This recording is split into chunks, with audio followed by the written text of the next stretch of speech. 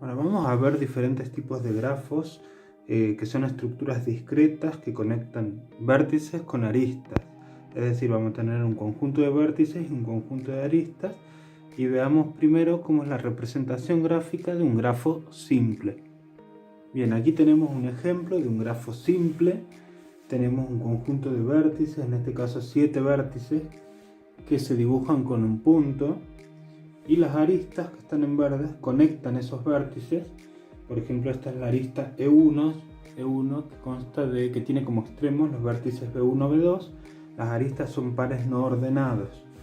En este caso, al ser un grafo simple, no va a tener aristas múltiples, es decir, no puede tener más de una arista por cada dos vértices. Y esta representación gráfica es de ayuda para estudiar propiedades de grafos no demasiado grandes. ¿Sí? Y nos va a ayudar esta representación para formular y entender argumentos abstractos. Ahora veamos lo que es un multigrafo.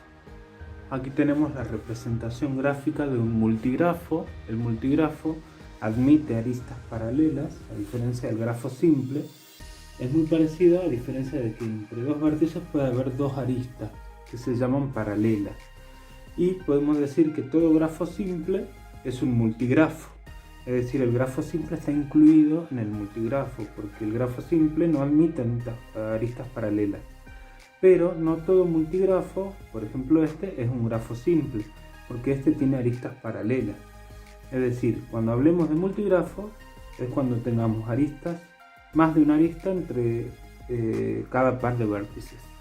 Veamos ahora lo que es un pseudografo. Bien, cuando hablamos de pseudografos, nos estamos refiriendo a una representación gráfica de esta forma. Y además de poder tener aristas paralelas, los vértices pueden tener bucles también.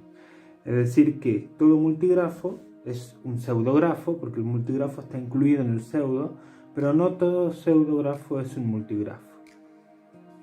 Veamos ahora lo que es un grafo dirigido.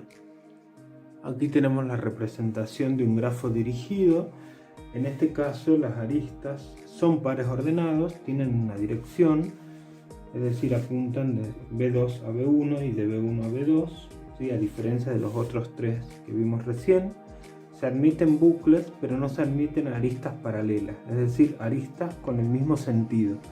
Siempre si hay aristas paralelas van a tener una en un sentido y la otra en el otro sentido. En este caso estamos hablando de un grafo dirigido. Veamos ahora lo que es un multigrafo dirigido. Bien, aquí tenemos el caso del multigrafo dirigido, que este sí admite aristas múltiples, es decir, aristas que tengan el mismo sentido, que apunten al mismo vértice. Por ejemplo, hay tres aristas que van de B3 a B4. Acá hay dos aristas que van de B2 a B1 y una de B1 a B2.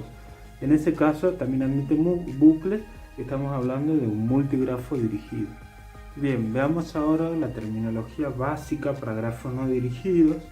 Ya sabemos cuáles son los diferentes tipos de grafos, entonces podemos decir que este es un grafo simple, ya que no admite aristas paralelas ni bucles.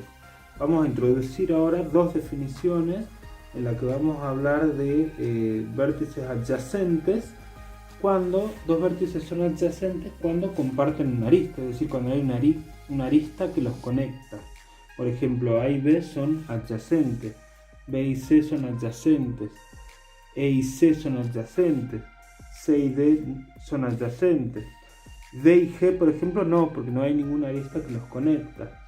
Por otro lado, tenemos el grado de un vértice, que es la cantidad de aristas que inciden en ese vértice. Vamos a decir que una arista, por ejemplo esta arista, incide en el vértice B, porque está conectado con el vértice B. ¿Cuántas aristas inciden en A? 2 aristas. ¿Cuántas aristas inciden en F? 4 aristas. Entonces, ¿cómo lo vamos a denotar a eso? Con la siguiente notación. Con esta letra griega vamos a definir lo que se llama el grado de un vértice. ¿Qué es el grado de un vértice? La cantidad de aristas que inciden en ese vértice. Por ejemplo, en el vértice A inciden 2 aristas. Quiere decir que el grado del vértice A es 2. El grado de B es 4, que hay 4 aristas que inciden en B. El grado de C es 4, el grado de D es 1, el grado de G 0. Bien, veamos otro ejemplo. Bien, ahora tenemos un pseudografo que además de tener aristas múltiples o paralelas, puede tener bucles también. Y en particular el vértice que tiene una sola arista se lo denomina hoja, y el vértice que no tiene ninguna arista incidente se le dice vértice aislado, cuyo grado es 0, lo vimos anteriormente. Entonces, para este grafo, los grados van a ser el grado de A, 4, porque hay 4 aristas que inciden en A. En el caso de los bucles, lo que se cuenta para el grado son 2 veces. Entonces, si yo sumo 1, 2, 3, 4, 5, 6. Es decir, el bucle incide 2 veces en el vértice, por eso se suma 2. Es decir, que el grado va a ser 6. El grado de E es 6 también, hay 6 aristas. El grado de C es 1 y el grado de D es 5. Y ahora, ¿qué pasa si sumamos los grados de un grafo? Veamos el siguiente teorema. Este teorema nos afirma que la suma de los grados de los vértices es igual al doble del número de aristas.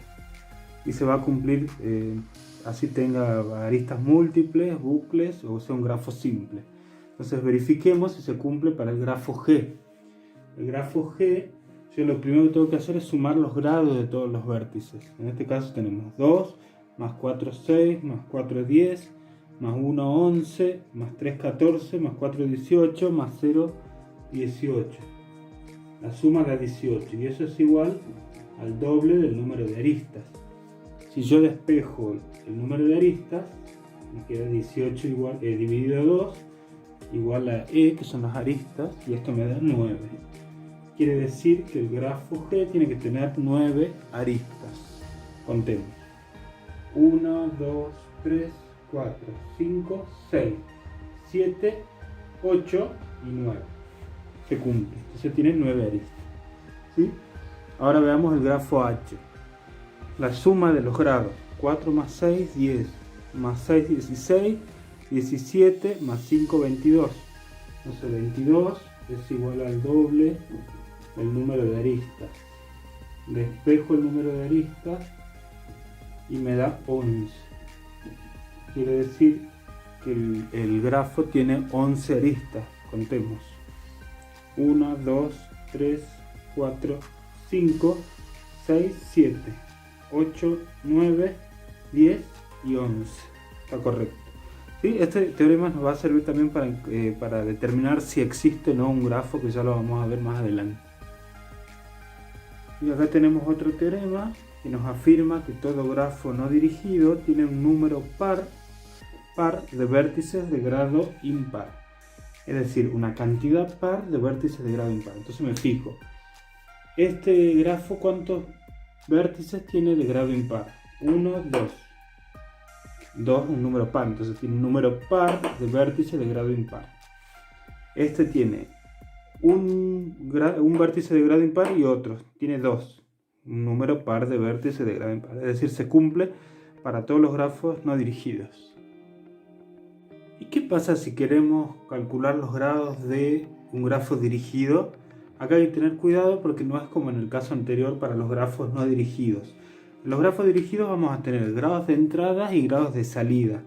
A los grados de entrada lo vamos a denotar con la letra delta y un signo menos arriba, ¿sí? Son los grados de entrada, por ejemplo el vértice A, que son la cantidad de aristas que tienen a A como vértice final, es decir, todas las aristas que apuntan hacia A. En este caso tenemos una y el bucle 2. Los bucles se cuentan tanto como de entrada como de salida. Bien, en el caso de los grados de entrada de B, ¿cuántas aristas van a parar a B? Es decir, tienen a B como vértice final. 1, 2 y 3.